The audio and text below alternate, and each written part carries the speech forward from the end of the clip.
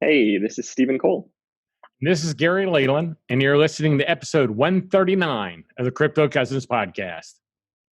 Feed your interest in Bitcoin and cryptocurrencies by joining Hall of Fame podcaster Gary Leland on the Crypto Cousins podcast. And remember, we are all cousins in the world of crypto. Howdy, howdy, howdy. Stephen, welcome to the show. Hey, Gary. Thanks for having me. Excited to be here. So what's it like out there right now in California? California, it could be better. All things considered, I'm doing pretty well. I'm near Los Angeles, and the whole state has been in quarantine for a while, so I'm kind of adapting to that life and getting into a good routine. But I'm looking forward to things being opened back up. And for everybody out there, during this show, if you seem to hear some or see some pausing or some lag, I have noticed, and Stephen and I were talking about it in the pre-show, whenever I'm talking to anyone in California, they're all in their apartments because they're all locked in so heavily that there's an excess strain on their internet for the buildings. The buildings aren't really set up for 100% of the people to be in there using the internet at one time. Absolutely. Yeah, it's good for Netflix and not so good for people at home trying to use their internet. Yeah. So how are you adapting? Have things changed any for you? Being stuck in your house more than you normally are? Because it seems to me that people in California are kind of stuck in their house. Yeah, it's true to a large part. I do spend most of the day at home. I think I'm adapting pretty well. At first, it was just tough to figure out how to feel about the entire situation. Should I be terrified? Is this not a big deal? I thought it would be a lot easier than it is because I'm a bit of a homebody anyway and just liked to kind of be in the zone on work. But I didn't realize how much I like a change of scenery and even something as simple as going down to a coffee shop and being able to work from there for a while. I really miss, and my apartment has a lot of construction noise around it, so my ability to focus has been an exercise to figure out, but all things considered, not too bad. You know what I really miss the most, because I haven't been locked in at all. My wife was for like 3-4 weeks. She wouldn't even leave the house. I think after 3 weeks, I talked her into going to the park with me on Saturday to go for a walk. But I've gone to work every day because I have a one-man office studio here, so I never saw anyone anyway. Sure. I drove up to the door, walked in, came home, and had no contact with anyone. But I miss like socializing with people, like walking down the street to the neighbor's house, sitting in their front yard or in the house having a glass of wine, doing that. We did that last week where like 6 of us met. We have a small park in our neighborhood. It's like a gated community, so there's not a lot of people there. And we all met with lounge chairs, like in a big circle, 6 feet apart. And that was kind of nice to talk to someone different than my wife. Right? For a change in person. I mean, I talk to people all the time, like we're talking, but to actually interact with someone is the thing I think I missed more than anything while we were doing it, was actually interact. And I still miss it because I'm used to doing it all the time, not just like on a Saturday afternoon for 2 hours. Yeah, it's so true. I mean, Zoom and conferences like this are certainly better than nothing, but nothing beats that energy, right, of just being in the same room as someone, even for something as little as a lunch. Yeah, I agree completely. And I miss, and I think I'm going to have a hard time because I'm like a touch person. I hug, I shake hands a lot. And I'm not even wanting to like shake hands and hug. So I don't know how that's going to affect me mentally long term. It's not like I'm going up to people with gloves on wanting to give them a hug. You know what I mean? But I'm the kind of person, if I haven't seen you all year, I'm probably going to give you a hug. And now Totally. I don't know how that's going to affect me mentally, changing my whole way my personality is. It's amazing how quickly people can adapt and change. And I was even in the apartment complex that I live in last week, and I remember holding the elevator, just try to be conscious of if somebody else wants to get in and all that. And they were almost like annoyed that I was holding the elevator. They're like, why would I want to be in the same elevator as you? Like, you go up, and I'm going to catch the next elevator. And so it almost introduces this extra layer of overthinking to all the social interactions that we took for granted. I hadn't even thought about that. Yeah. It's like I had a guy come over. This actually made me decide I'm going to build. I have a big attic space, and I'm going to build like a 20 by 20 foot studio up there, office, instead of driving to work to a 20 by maybe 30 foot studio. It'd be a little Mhm. smaller, but it's just going to be upstairs. And I decided that with the money I'll save from not paying rent and an extra internet and an extra security and all this stuff, I'll pay for it in 5 years, plus I'll Yeah. have this room addition that someone else could use as a TV room, or something. And the guy came over to work on it, to try to make a story shorter than it was going. And it was an older fellow like myself, and he stuck out his hand to shake hands. And I was like, I just kind of held my hands up like, ah. And he goes, oh, yeah, I forgot. We're not shaking hands Right. anymore. Yeah. It's funny. Yeah. So that was kind of funny. Tell me about yourself. Give us a little short bio here on who you are, who Steve Yeah, is. sure. Right. Bitcoin's been the big focus for me in the last few years. My background is in web technology mostly. So born and raised in Missouri, from the Midwest originally.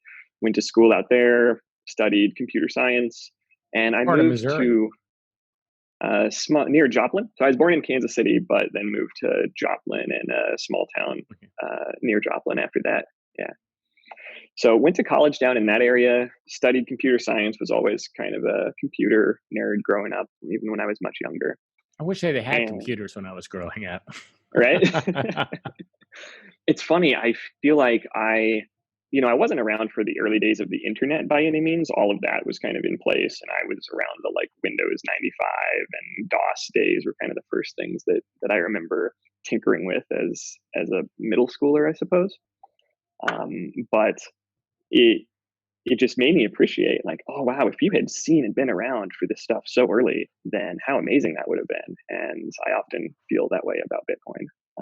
It's kind of my opportunity to be involved with something so transformative so early, I hope. But in terms of my background, yeah, studied computer science, then spent about 10 years up in Silicon Valley. So I was doing web engineering for some big web companies and some small startups. I was at eBay for the first few years. That was kind of my first like foot in the door in Silicon Valley. I was at eBay about 4 years as engineer, mostly doing backend systems and Linux type technology.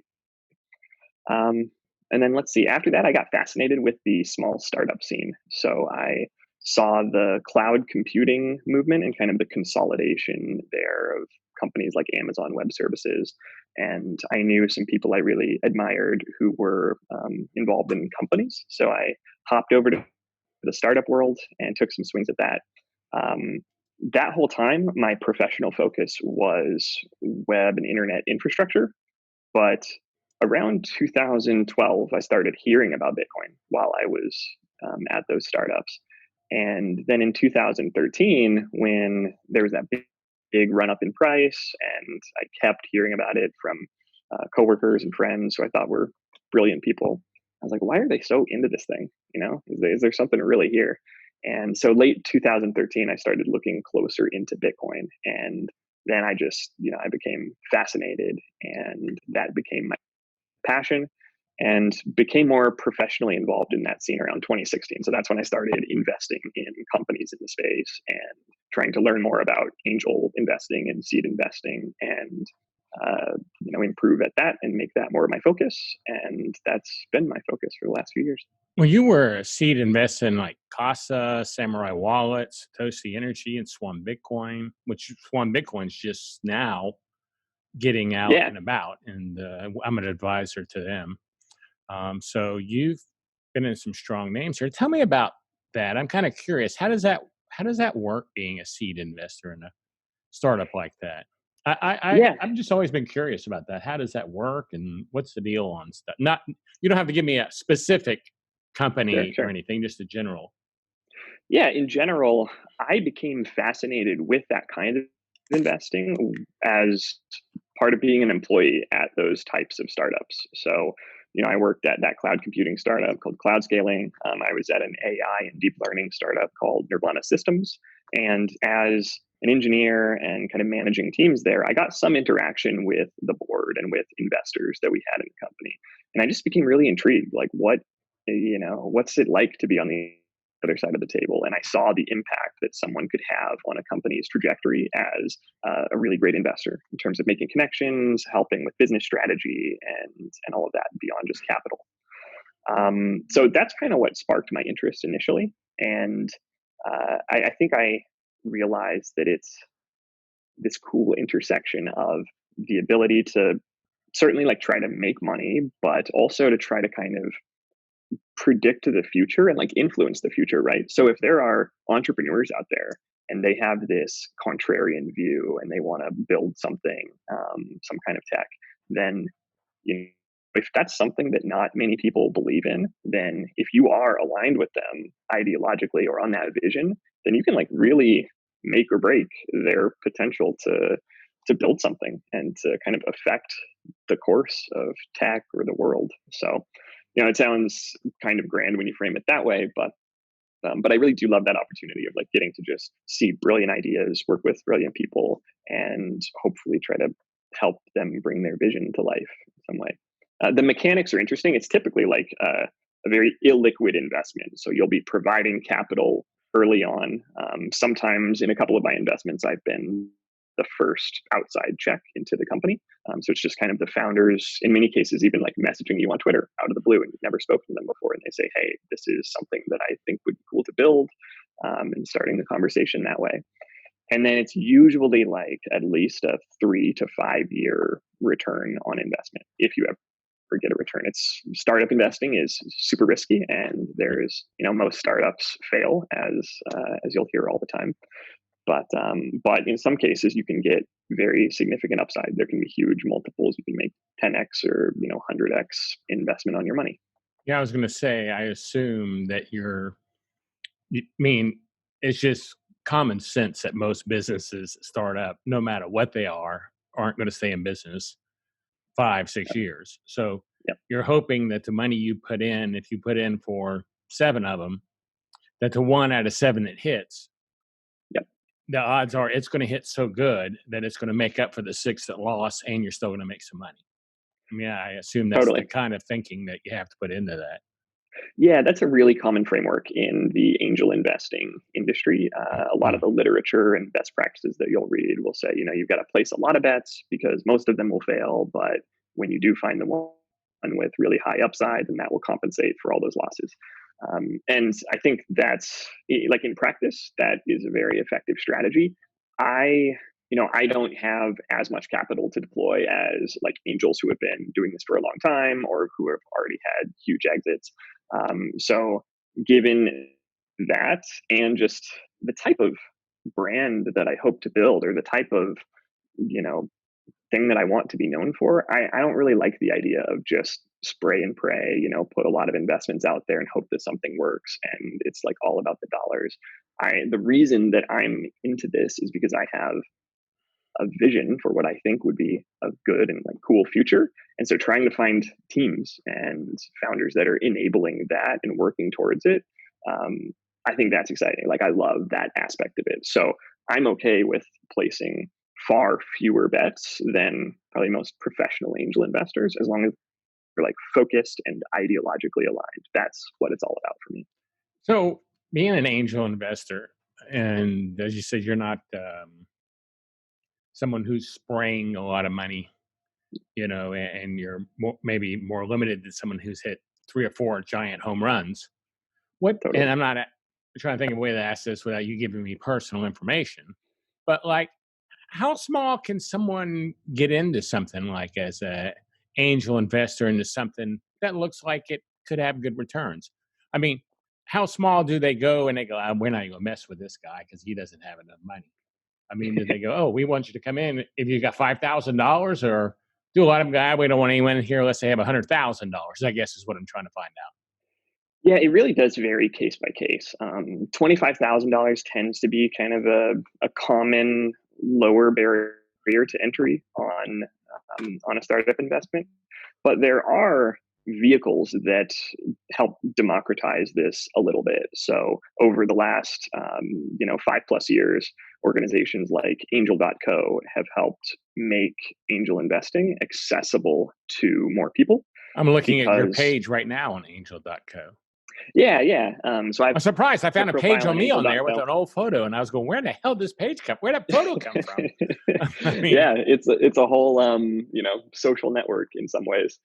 Um, so that site is an example of something that so they're like angel syndicates, where if you as an individual investor don't have enough capital, or maybe you just don't have the network or relationships to kind of find your way into startup deals, then you can sign up to be a part of these syndicates. And so the syndicate will pool together smaller checks from potentially many investors and then get like one allocation to startup. So from the startup's perspective, they've maybe just got a $100,000 allocation to a mhm. syndicate, and that's as much as they have to care about it.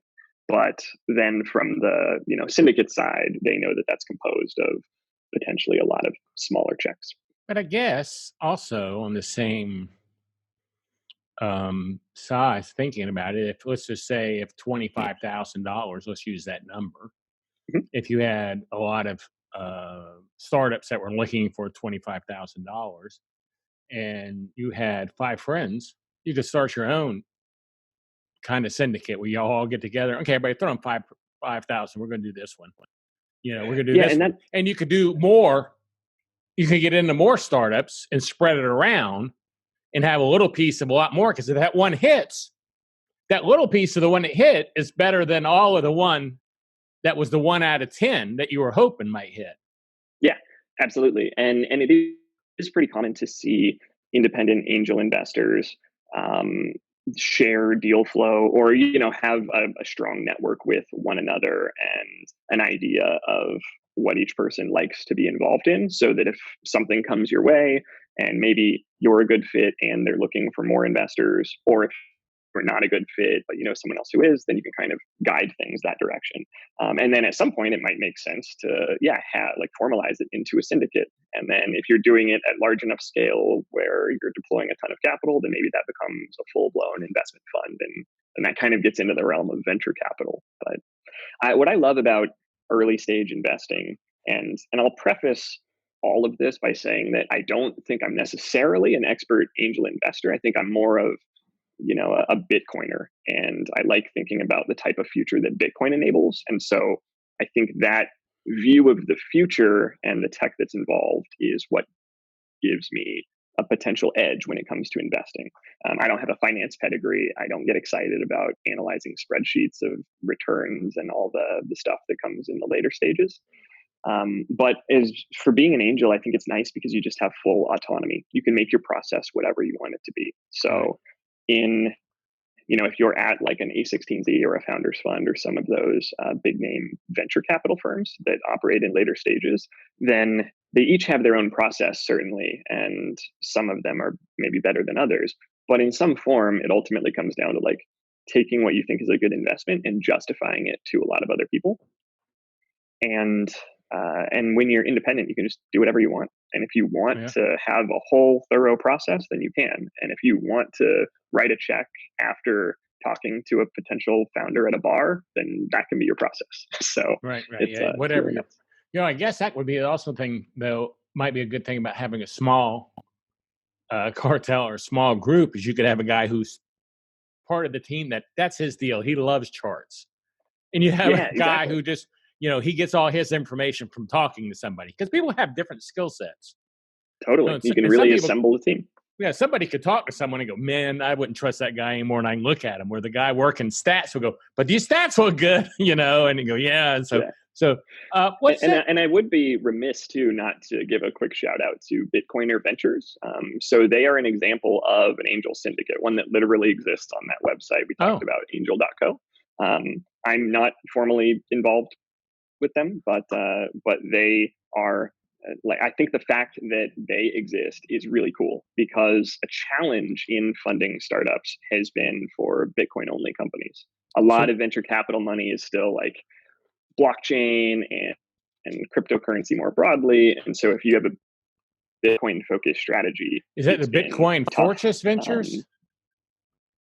No, the name is just Bitcoiner Ventures, and it's run by Corey Clipston, Stefan Livera, Jan Pritzker. A bunch of good Bitcoiners are doing that, so it's pretty cool. Yeah, I just was trying to. Oh, I was just trying to look it up, but don't see it here. Oh, I see Bitcoiners social venture. You think that's it? Oh, interesting. No, I remember the search engine on angel.co being lacking, shall we Maybe that's say. it. So that might be the problem. But no, the name is just Bitcoiner Ventures, and it's a syndicate on angel.co. Okay. Well, I'll try to find that later. Because I know everybody who's in that. That's interesting. Yeah, it's a So, good group. what would be the difference between, just to educate me, a angel investor and the next level up? It does get, the line is kind of fuzzy, but typically it's the amount of capital that you'll be looking to deploy. So um, angel investors will typically deal very early on in what's called like pre-seed or seed stage, and then after that would be more of early stage, and So then you the kind of seed get into investors just these. start them out. That's enough money for them to get operating. So they're going, we have an idea. We'd like to do this idea, but we don't even have enough money to get it started. Yep. And you're going, we can help you get it started. We're not going to give you a ton of money, but we'll give you enough to get you going. Exactly. And we own a piece of whatever happens for Mhm. providing you this money and taking the risk early. Yeah, and so it tends to be the highest risk portion of Yeah. a startup's life cycle simply because it is the earliest and the idea is not proven out. It's pretty common for, at that angel stage, maybe there's not even product market fit yet. Maybe it's an idea and a vision, and you literally have zero customers so far. Or if there are customers, maybe it's just a handful and not too much And by the traction yet. time the next guy comes in, now the idea is a working idea, and there may be a sales track record or a product in hand. So his Yeah, risk is not near as high. He has something to look at besides yep, a drawing on a napkin. exactly, And exactly. so he's willing to put in bigger money. Yep. And that's where it typically gets more into funds and traditional venture capital Now, I as notice opposed to angel. the ones you have listed on, what is this site again? Angel.co, or they're all crypto Yeah, companies. there are. Casa, Samurai, like I said earlier, Satoshi Energy, Swan Bitcoin. I mean, so you like Bitcoin. So Yes, try to get understatement. Yeah. you try to get involved with entities that are early Bitcoin. Yeah. There are some other investments that I've made that are outside of the Bitcoin space, but some of them are pre-product or pre-launch. So I, they're not kind of in a place where you can talk as much about them, or I think that in general, on angel.co, also they're just maybe not options to search and find. They like don't exist as entities on angel.co, I think could be a reason that they're not on my profile. But that's kind of a long way of saying I don't exclusively just invest in the Bitcoin space, but it is my focus. Do you think the And when I Bitcoin? do go into that space, I do tend to focus simply on Bitcoin companies and not, I try to avoid cryptocurrency more broadly or like blockchain Right, technology companies. I think Bitcoin is where it's at, and all of that understandable. is mostly noise. Do you think that Bitcoin entities as a startup, if they have a sound idea, have a easier time maybe getting seed round money? Because there are so many Bitcoiners that got Bitcoin. I mean, I'm not saying there's a ton, but there are a lot of people who got Bitcoin at a relatively low price compared to market price now and believe in Bitcoin just as much as the people who are trying to do the startup. Totally. Yeah. So maybe they look at the investment as number one being something they really believe in, is needed, and number two, they're going, well, gosh, I'm not going to feel anyone's going to feel the crunch when they throw $10,000 or $20,000 into it, but their actual outlay into that $25,000 might be 300 that they Yep. actually put into it originally. So that's what I'm asking. And the entity might take Bitcoin, where a lot of things go, well, no, we want money. We don't want that Bitcoin. So using all those things, do you think an entity like Swan, I'm going to use Swan because I like Corey and I like the team and I like Jan. I think they have a great team. Yeah. Do you think they would have an easier time raising funds maybe than some places would, or is there no difference? It's kind of a double-edged sword trying to raise as a Bitcoin focused company, because you're right that there are a lot of people who are early to Bitcoin and maybe have a lot of capital to deploy because of that. And I think that there are examples of great companies coming to life for that reason. However, a lot of those people also just see holding Bitcoin directly as a very attractive investment, and maybe the additional risk of a specific company trying to do something on that space I is see. not kind of worth higher. It's like the return becomes measured versus Bitcoin in that investor's mind. And so that's like, when you're trying to raise funds and you're comparing your potential returns to Bitcoin, it's like Mhm. fundraising on hard mode. No, that So makes a lot of sense. So you're saying to someone, or the startup saying to someone, give us $25,000 worth of Bitcoin, or approximately 2.5 Bitcoin right now, and yep. within 2-3 years, you can make $100,000, and then the person's going, "Well, I think my Bitcoin's going to hit $100,000 a piece, maybe in a year and a half. So I would have $250,000 if I just didn't spend it." Yeah, it is. It's really funny when you view Bitcoin, when you're so, optimistic about Bitcoin's potential to increase your purchasing power, then in the same way that it, helps people lower their time preference and not go and spend money at the mall when they're shopping for clothes as much because they want to see their Bitcoin increase in value. Like, I think that applies to professional investors just as much. Once you reach a certain level of confidence and belief in Bitcoin, then it makes you a lot more frugal or calculated about the ideas, and you don't part with that Bitcoin lightly. Yeah. So my So accountant the other day, I was telling her, I said, she knows I'm doing a lot of Bitcoin stuff. She goes, "Well, I'm trying to find out about this Bitcoin. Maybe you could start paying me in Bitcoin, Gary, because I really don't understand it." I said, "No, I can't pay you in Bitcoin." I said, "I'm going to have to pay in fiat. I'm keeping my Bitcoin. I don't yeah, spend it." yeah. I said, Oh, "So that I'll is teach you how to something go buy it and stuff, but I'm not spending my Bitcoin." yeah, it's really funny too along those lines. That reminds me of over the years since 2013 of just being the excited person trying to go around and evangelize Bitcoin and get other people interested in it. I saw this very clear difference in how receptive people were to it when I stopped trying to give it to them and started just showing them how much I care about it and want to accumulate it. So early on, I would if I would go to a university and talk to a computer science club, which I did a few times, and tell them about Bitcoin. Then afterwards, I'd be like, hey, if anybody wants, a dollar or two of Bitcoin, I'll give it to you. And I didn't realize it at the time, but psychologically, I think that triggers a lot of the same feeling as when you're walking down a sidewalk and someone's trying to hand you a pamphlet or, an Mm. ad for something. You just Oh, kind I of never have thought this of it that way, but yeah, it's almost like, oh, if I'm being given this thing for free, then, I'm skeptical of its value. It's like it's being pushed on me. And so lately, I've been taking the opposite approach. And if I'm in an Uber or, I'm talking to an Uber driver or a cab driver about something, then if Bitcoin comes up, I'll say, oh, yeah, but, I don't part with Bitcoin easily. Like, those are super valuable. I'm trying to hold on to those and accumulate as much as I can. And then you can almost see it. They're like, what? Like, you're not trying to get rid there's of this it. thing out yeah, there's this thing out there in the world that you're spending a lot of time thinking about how to accumulate, and I don't have any. Should I be thinking about this? So that psychology is really interesting. I've noticed, and I don't know if you've had in the last before, even before Corona, at least way as far as in person, maybe back to December, I was having more people in my peer group, more boomers, that when I'd be at an event would come up and ask me, "Hey, explain this Bitcoin to me," wanting to explain it. And I was telling someone, I think Dan Held, I was talking to him. I was telling him at the Super Bowl, this guy sat beside me. And the whole time he was asking about Bitcoin, which I love talking about, but I was at a Super Bowl party. I didn't want to talk about Bitcoin the whole Super Bowl party.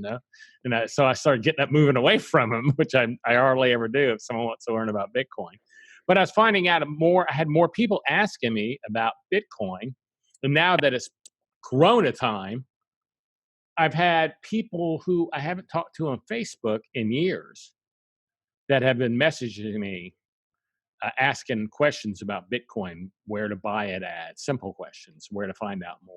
And these are people I haven't talked to that I've known in the internet social world for years, but all of a sudden they're recontacting me just to ask, because I've kind of gotten known on Facebook as, in my 5,000 followers or whatever, as the guy who knows about about Bitcoin. So have you noticed an uptick in people inquiring about Bitcoin? I have, and very similar to you. It's acquaintances I've encountered over the years. I went backpacking around the world for 6 months back in 2015 and met a lot of people in my travels and mentioned Bitcoin to some of them. And some of them, haven't communicated with them in a couple of years in some cases, and got more than one outreach asking about this Bitcoin stuff. And I think that seeing the the virus and all of the changes as a result of that, particularly the money printing from central banks, is at the root of some of that. People are looking for alternatives and starting to ask questions.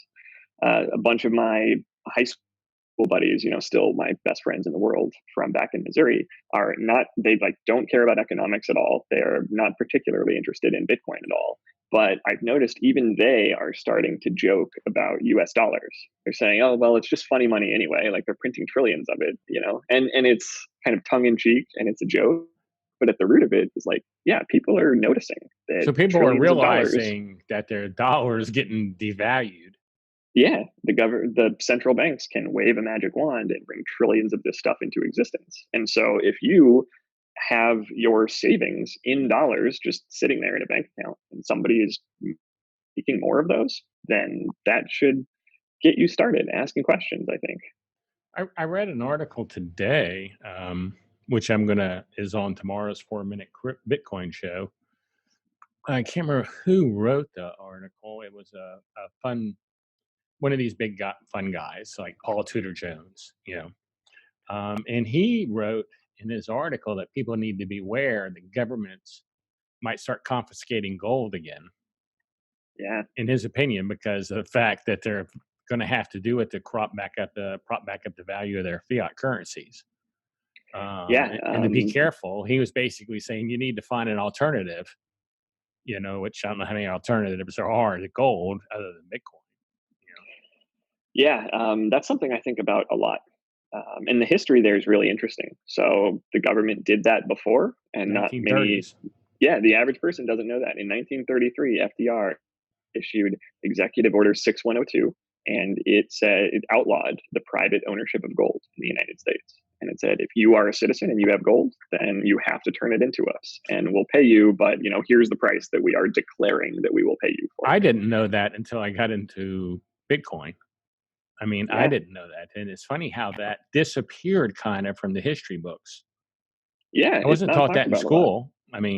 Certainly. Yeah, they tend to gloss over that one, right? Yeah, that's something kind of important in U.S. history. Yeah. And so I think that is an important consideration when thinking about ways to store your value, is how resistant it is to those kinds of attacks. And what makes me optimistic about the future is that Bitcoin has a lot of strengths over gold when it comes to being resistant to seizure.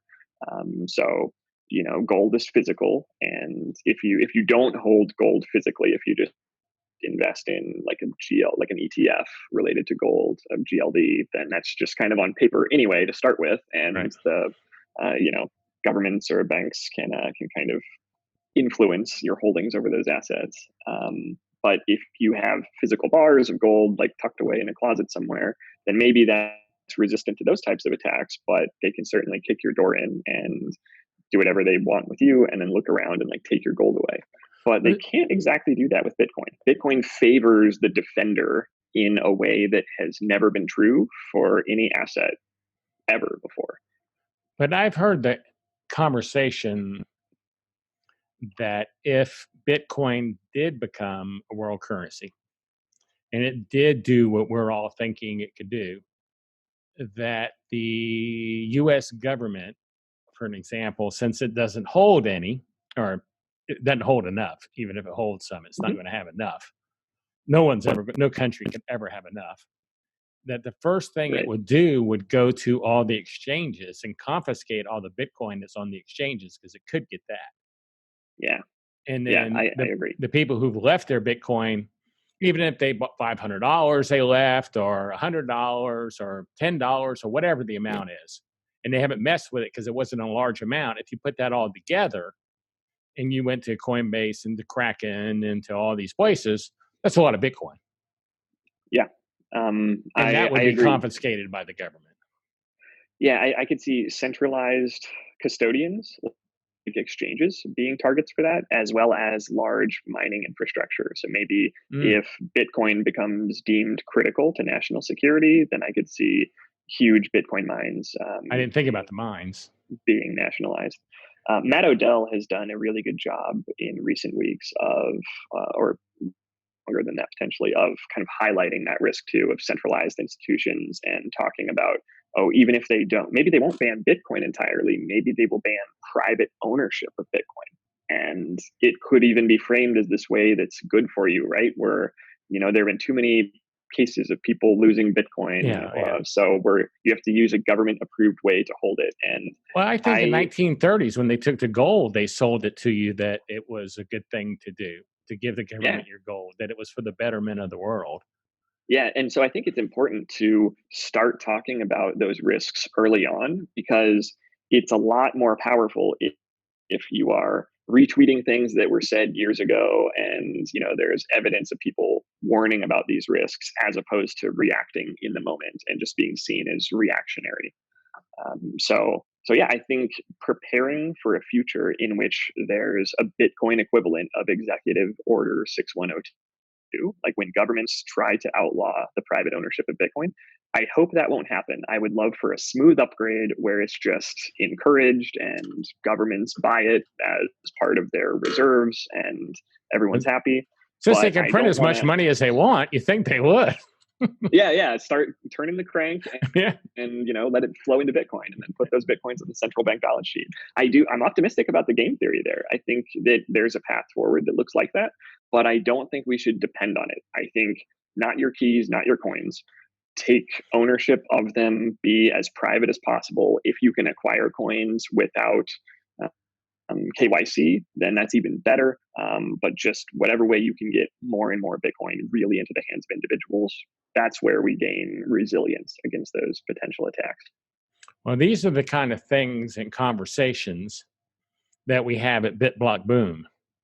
And if you've listened to the show for the first time, then I want to make sure you know about the conference that I host with the help of a lot of my friends, called BITBLOCKBOOM, which is on and it is happening at the end of August. Texas is opened up almost completely now, and by the end of August, we're going to be 100% open. I feel confident. So BITBLOCKBOOM is last weekend in August, and it's a Bitcoin conference. It's not a cryptocurrency conference. It's not a blockchain conference. This is a Bitcoin conference for Bitcoiners. So this will be our third year. So if you're not familiar with BITBLOCKBOOM, take a moment and go to bitblockboom.com. And if you use the code word cousins, COUSINS, at checkout, when you're buying a ticket, you'll get 30% off the price of your ticket. So check that out, and I'll see you in Dallas, hopefully. That's how we originally be there. Well, that's how we met. Is Pierre introduced me to you, saying I should meet you. Yeah, Pierre's fantastic. He is fantastic.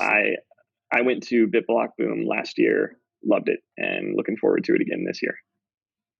I love the Bitcoin focus. I love how grassroots it is. It's not a bunch of, it's basically the polar opposite of a consensus or kind of a suit and tie marketing fluff conference. It's real. And I keep saying this, and I feel like I just am on auto rewind and saying this over and over, but I so much believe that we are going to be the event of the year, because we're going to be the first real event of the year since Tone Vase's event in Vegas. So tomorrow, I think we sign our platinum sponsor, which last year, we weren't able to get a platinum sponsor, and that's going to be our first big sponsor this year, is our platinum sponsor. So very cool. That's very cool. It's going to be someone and you think a lot of, and they want to build a long-term relationship with BITBLOCKBOOM. So I think this year is going to be our year, and I think I kind of think my feelings are that there are a lot of companies that had money budgeted for conferences this year. Yeah. That haven't been able to spend any of it. And all of a Yep. sudden, I'm going to be the first conference of the year and one of the only conferences of the year. And they're going to, this is what I'm thinking, they're going to go, well, how come we're not involved with that thing? What else are we going to sponsor? And then once I get them, they're going to be hooked and they're going to come back year after year. You know, it's like last year, the sponsor came, but they didn't want to sponsor it. But after being there, they wanted to be the platinum sponsor, you know, this year. Virtuous cycle, man. They get involved a little bit, see how successful it is, and then get even more involved. Well, now I have some questions for you. I always ask when I have someone coming on here, I ask the Twitter world, Bitcoin Twitter, whatever we want to call it, if they have any Bitcoin questions Twitter for my speaker. So do I. You know, I opened up my Twitter account like the first year, you know, and I never used it for years and years and years. And I had like 4 or 5 of them. Never used any of them. And all of a sudden, now that I'm on Bitcoin, that's all I use is Twitter. I don't even use anything else anymore. It's amazing how that's changed. Yeah, for me too. A lot of the connections that I've made, people that I've met and formed really good relationships with started through Twitter. Yeah. I had a Twitter account for a long time, but never really used it until Bitcoin. That's the same exact way and it took me a while even then to get used to it. But now, you know, that's all I use. But let's start with these questions. First one is from Surfer Jim. I like Surfer Jim.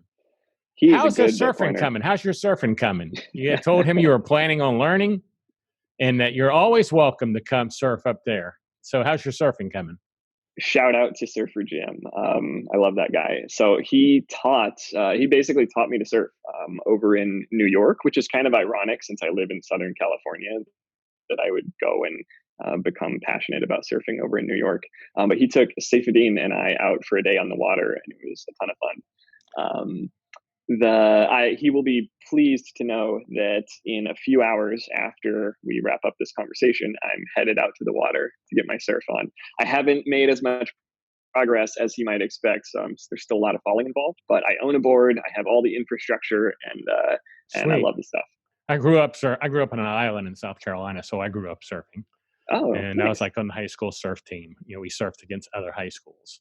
Having a high school surf team even exist is like a sign of like we always wore orange T-shirts when we surfed, and like if we surfed against Bishop England, they wore green ones, and we would compete on Saturdays. We're going to be out to beach surfing anyway, so who cares? It was a great deal. You may as well. Yeah, and so your next question is from the Wizard of Oz. Someone new to Bitcoin has just bought their first sats. What's the one piece of advice you would give them? I think I would kind of ask them some questions about where those sats are and how they bought them. And because I think going back to what we discussed earlier, having true ownership of your Bitcoin is just super important. And so if someone throws a few dollars into Bitcoin on a centralized exchange, then that is wonderful. That's a great first step. That's how I got into it, and that's important. But making sure that they know that that's not the end state, and there are levels to this thing, and encouraging them, showing them the value of holding your own Bitcoin and being self-sovereign, and just kind of guiding them towards ways to do that safely is really important. Okay, good answer. Panic says, "What's your favorite kebab sauce?" I love the range of I didn't know if that was like, you know, and that's why I said when I ask these questions, you might like be a guy who makes kebab sauce for all I know. So it could be a real legit question. So I asked it could be like teeing me up for and you go, well, I just started a new brand of kebab sauce or something, you know. So I ask them all. No ownership or equity in any kebab sauce companies, unfortunately. But Panic is a great Bitcoiner. So I'm actually leaning towards the Bitcoin carnivore direction. I'm on the ketogenic diet, the Paleolithic ketogenic diet. So I'm a meat eater. I'm probably going to have a carnivore since January the 1st of this year. Nice. And I've lost like 17 pounds. You know? That's great to hear. Yeah. And I eat as much as I want. I mean, you know, literally. Yeah, it's great. I don't feel hungry. Everything. I sleep better.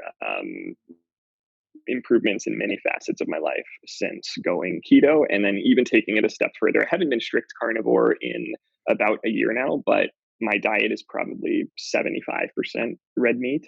So it's very carnivore heavy. And yeah, I notice a lot of positive difference with that foundation.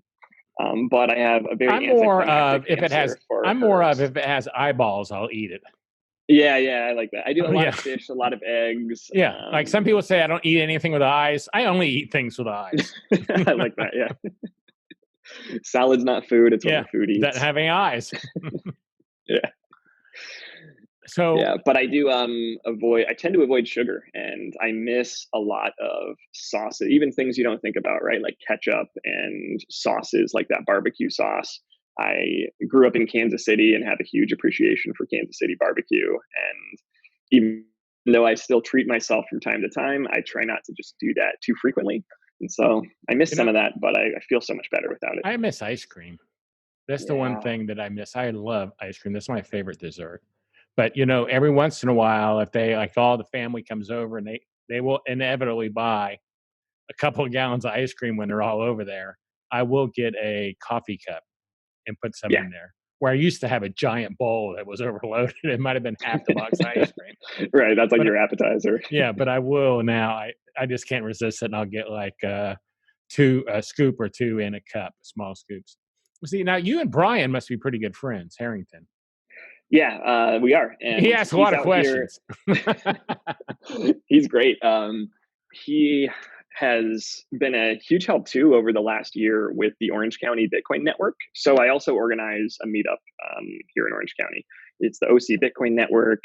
We started almost a year ago to the day. In fact, it'll be 1 year tomorrow because it was Bitcoin Pizza Day, May 22nd, was our very first Is event that last tomorrow? year.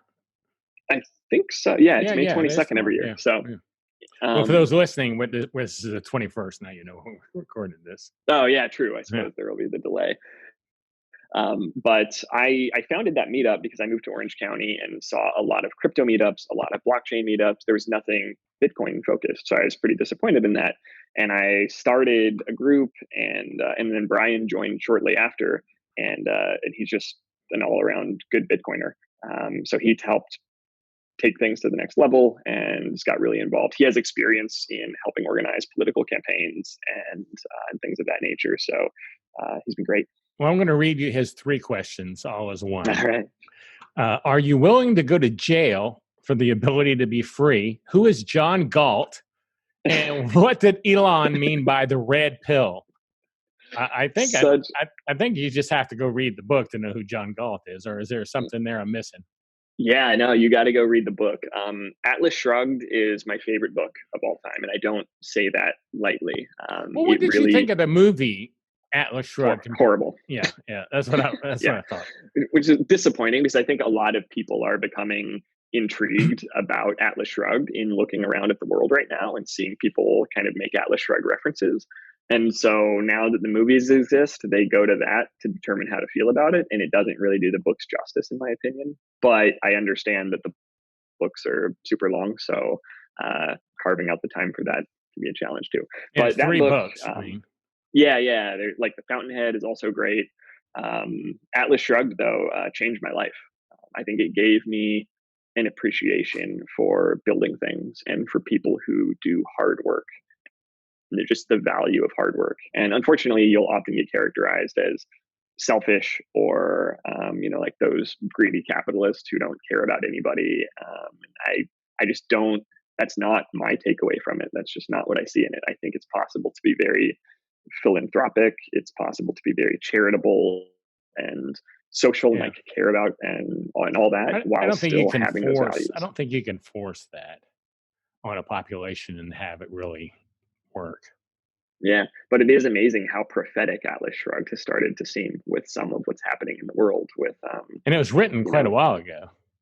Yeah, it was written like back around like 1950, 40s or 50s, and they're seeing Elon Musk be ordered to stop what he's doing in his business by the government and by these regulators. Just there are such interesting parallels with that story. Some of Ayn Rand's characters. So. I've watched Ayn Rand on old talk shows, when she was a guest.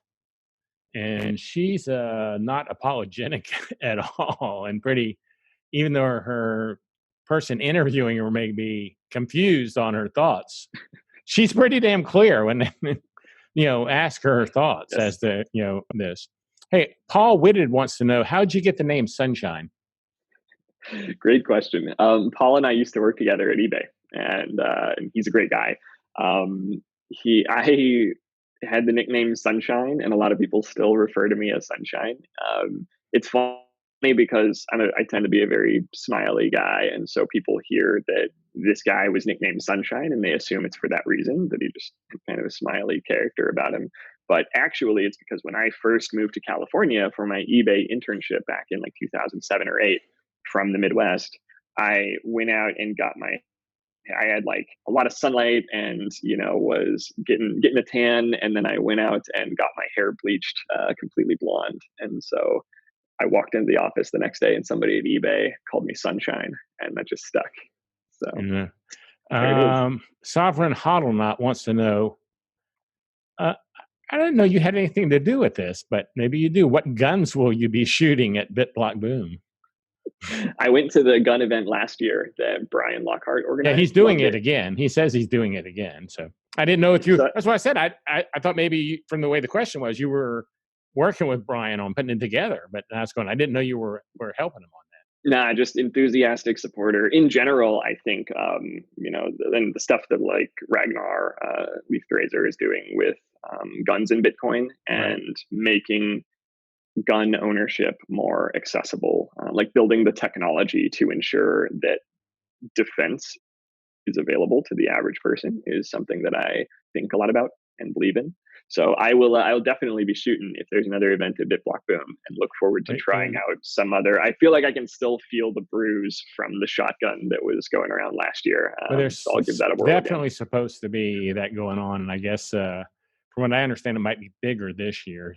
Brian wanted to. It was a test run last year, but he doesn't want to open it up to the whole world because everybody is shooting guns. But he is understandable. Open it up. So I'll have to bring by a couple of my guns and leave with him so he can have more weapons there if we have a bigger crowd. Very cool. I'm your Hodlberry wants to know, what's your biggest productivity hack? Biggest productivity hack. There are a couple. I think, I've realized recently how much more productive I become when I have a solid foundation of sleep and nutrition. I know that's just really generic, but if I don't get a lot of sleep, if I stay up late to try to work at something and just hammer something out, then it doesn't end up being as good as if I just get quality sleep and I eat right and I spend half the amount of time trying to accomplish that same thing. Well, Mark at Local says, Stephen tweets about health topics from time to time. Does he see a relationship between Bitcoin, low time preferences, and your health choices? Kind of goes with what you're talking about. Very much so.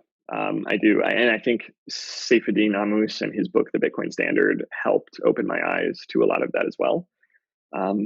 Just Bitcoin helps you think more long term, and as part of that, you care more about being around longer and about your life, and removing that high time preference and short term thinking is transformative in so many ways. I know people through Bitcoin Twitter who have literally said to me, I quit smoking because I want to be around to see Bitcoin moon. And I like those types of anecdotes are really powerful. When people get more optimistic about the future, they want to be around for that future. They want to help influence that future. They want to benefit from that future. Then it can ripple through so many different facets. It's like my wife. She always goes, the one thing I hate about Bitcoin, and I go, what? She goes, I don't ask her anymore because now I know the answer. She goes, we're just so damn old. Because we're both 65. She goes, why couldn't this have come out when we were like 30? When we would be able to reap the rewards longer, Right. So she says, I have one last question for you. From BTCX Zelko. What's your favorite wallet and why? Ooh, I'm biased. I am an investor in Samurai Wallet, but it is what I use personally as well. And I used it before I became an investor. That's for Google Android only, though, right? It is at the moment. Yeah, it's for Google Android only. But I stopped. So I'm an iPhone user primarily. That's my day-to-day device. And I used to be really hesitant to get an Android because I thought, oh, I don't want another phone that I have to deal with just to kind of use this other wallet. But then when I changed how I thought about it, and it's not like having another phone, it's to me like, this is my Bitcoin wallet. This is my mixing device. This is what enables me to regain privacy in my Bitcoin transactions. Yeah, but I don't think of one as a phone. Yeah, I think of one as my Samurai device. Use your iPhone as your phone, and you have an Android phone that you use for your wallet, for your... Exactly. Yeah, and it's not like your phone. It'd be kind of like having, I guess a real way to relate to that is you'd have an iPhone and an iPod Touch, whatever that is. You know what I mean? Because that does a lot of stuff, but you really don't make phone calls on it. Right. And I think there's just a lot of mental baggage for people that comes along with the word phone, where they feel like there's this thing and I need to like pay for a plan and I have a number and all that. And you don't need any of that. Like you can just use Wi-Fi and have this device. You pay for it. So you just went in a store and bought a phone and said, I just want to buy the phone for $69 and I don't want anything. Exactly. Yeah. And you can be if you want to be extra private, which I do encourage everyone to do, you can go in, you can walk into a T-Mobile store, hand them cash for a device. Wearing a mask now is socially acceptable. That's kind of crazy. Yeah. Then you can walk in a bank with a mask on and gloves. Totally. And then for that cost, you get this device that can run Samurai and can do coin joins and just enable you to be private in your retake your financial sovereignty. I've never thought about that. I use old iPhones, because they don't need to have a lot of the bells and whistles. Yep. So like at BITBLOCKBOOM, the people who will be working, like the t-shirt shop and souvenir shop, let's just call it, they'll have older iPhones that are just right now in storage, and we'll pull them out just for that event. And all they have on them are wallets. That's all that's on it is a wallet. And it hooks up to Wi-Fi, and that's it. It's just a wallet on there. So, hey, before we go, that's a good idea though on the Android phones for that. Yeah. It's inexpensive too. Is there anything you wanted to make sure and go over that I might have missed that you wanted to cover or tell everybody? After an hour, I want to make sure I didn't miss any damn thing since I've taken up so much time. I think we covered a lot of good ground. If there are any entrepreneurs out there who are building things in a cypherpunk way to encourage a future of Bitcoin as the world's global base money, and just building on Bitcoin to help people be sovereign, then that's what I'm all about. And I love, even if I'm not investing directly, I just want to see a future like that. And however I can help, I want to. So yeah, that's what I'm all about. My Twitter DMs are open. I'm S-then-C on Twitter, and I'm always just down to connect with good Bitcoiners and chat. Sweet. Where can people follow you? I'm on Twitter, STHENC, like S-then-C. That's probably the best starting point for people to follow me. And then I run the Orange County Bitcoin Network, as we touched on. So for anyone in Southern California, and we've also been doing a lot of Zoom virtual events accessible to anyone in the world during these times. So we do monthly stuff, and that's OCBTCN on Twitter. We're going to have an event actually coming up at the end of May on the 31st with Stefan Vera and Matt Odell talking about the importance of running full nodes and that whole not your keys, event, not your coins. Online event. Yeah, it'll be streamed to YouTube, so anybody can tune in and learn the value of full nodes and options for doing so. We have a pretty good group there, and that meetup group. Yeah, we've got over 300 people who are registered as part of our group online, but we have a really, really solid core group of good Bitcoiners. That's sweet. Others are like in LA, there's also Andrew Yang's BitDevs LA group, which I'd love to give a shout out to. They put on great technical events, and we have a really good culture of supporting each other and attending each other's stuff too. Excellent. Well, that's really about it. Then I want to make sure you're officially a crypto cousin. So, hey, welcome to the family. Honored. Welcome to the family. And I've changed 4-minute crypto to 4-minute Bitcoin, but I hadn't figured out a way to change this crypto cousin to Bitcoin cousin. It just doesn't have the same ring to me. So I'm going to have to work Right. on that. So I appreciate you taking the time to come on the show with me. And Appreciate the opportunity. And I guess if chatting, I doubt I'll see you before, so I'll see you in August. Looking forward to it. Thanks. Thank you. This is a BitBlockBoom.com production.